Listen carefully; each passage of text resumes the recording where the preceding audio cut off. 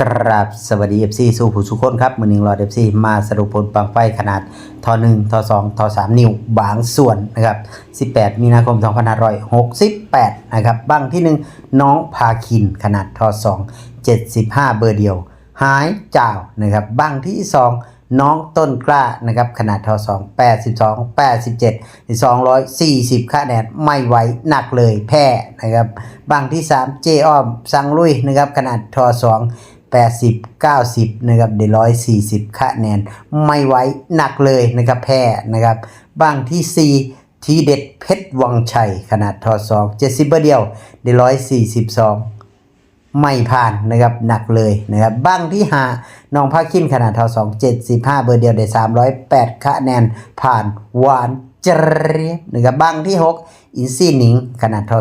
70 80ได้110คะแนนไม่ผ่านนะครับบังที่7จำท่องขนาดท2 65 70ได้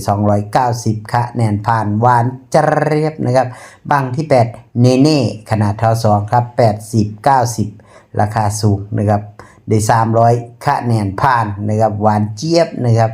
บังที่9ห้วยไล่ขนาดท2นะครับ55 60ได้270คะแนนผ่านหวานเจี๊ยบนะครับบังที่10แพนด้าขนาดท2นะครับ60เบอร์เดียวนะครับได้245คะแนนไม่ผ่านนะครับหนักเลยนะครับบังที่11จำท่องขนาดท2นะครับ70 80นะครับขนาดท2นะบังได้327คะแนนผ่านนะครับ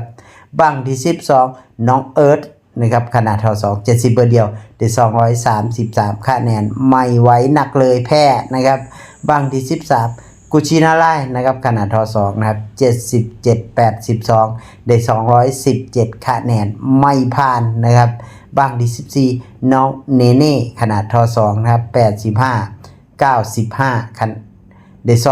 272คะแนนแพ้นะครับโอ้แพ้แบบเฉียดนะครับบังที่15หงฝ่าขนาดท2ครับ80เบอร์เดียวได้385คะแนนหวานเจี๊ยบนะครับโอ้โหเก่งคักนะครับบังที่16น้องปอขนาดท2ครับ72 82ได้